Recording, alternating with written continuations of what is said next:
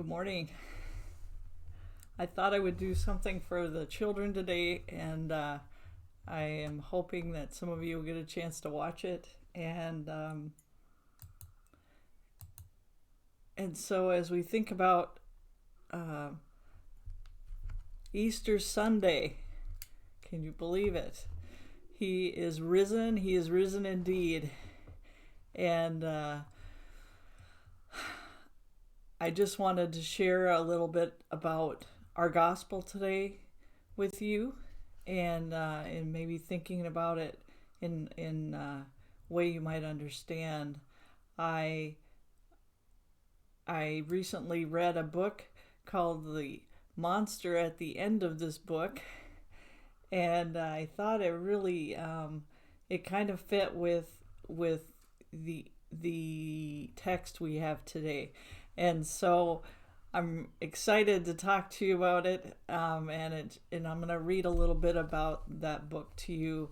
It just talks about in the very beginning. It just talks about not turning the next page, and then thinking about.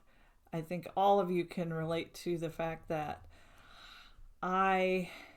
when I was a kid, was really afraid of the dark. I was scared of monsters in my closet or under my bed, and I know that that's what most of us are always a little bit worried about, things that we can't see into, right?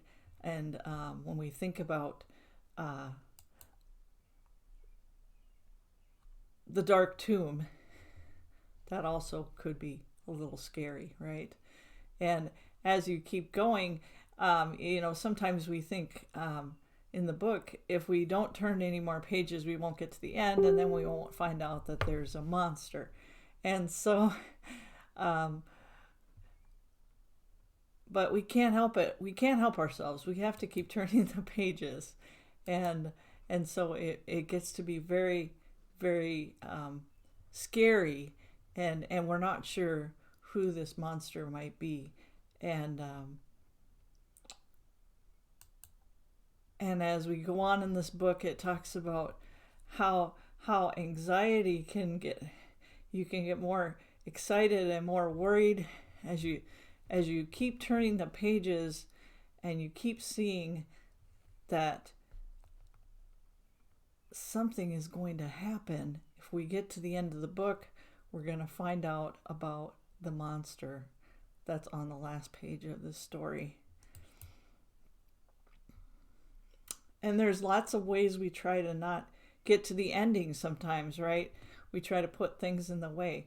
We try to build a fence. We try to build a brick wall. And every time we turn a page, we get closer to the end.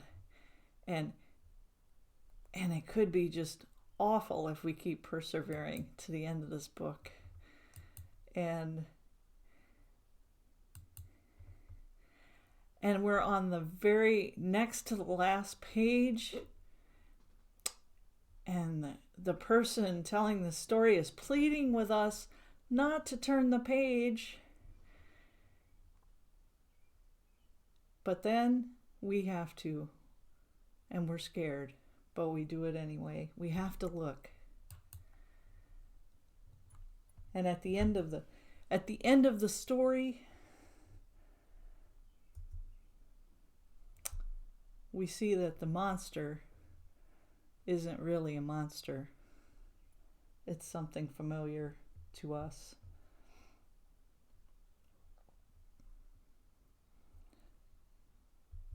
And I think that's a lot of times what we think is going to be so scary turns out to be something really good. And so that's the twist today, right? The ladies are going to the tomb. We hear about them, and they're hoping to see Jesus one last time. And they're afraid because he's in a tomb which is really dark.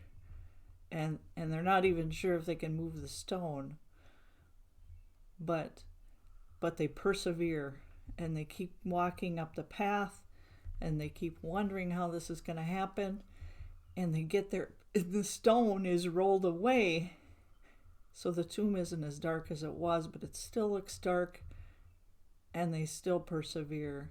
They keep going forward. They go in despite their fears, because they have to see him, and he's not there.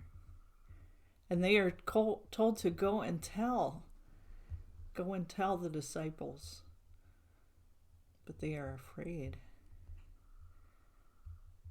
But eventually we know they did tell the story, because we know the story. And that's the good news today, that sometimes our fears can seem bigger than our faith and trust that God always keeps God's promises. So I think of all of you today, not with me, and I hope that you're having a wonderful Easter with your families. And I think of you all often in my prayers. So will you pray with me? And we'll imagine that we're sitting together and you're all dressed up for Easter.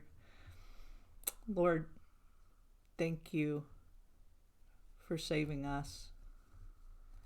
Thank you for keeping your promises.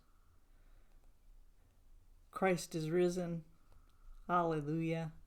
He is risen indeed. Amen.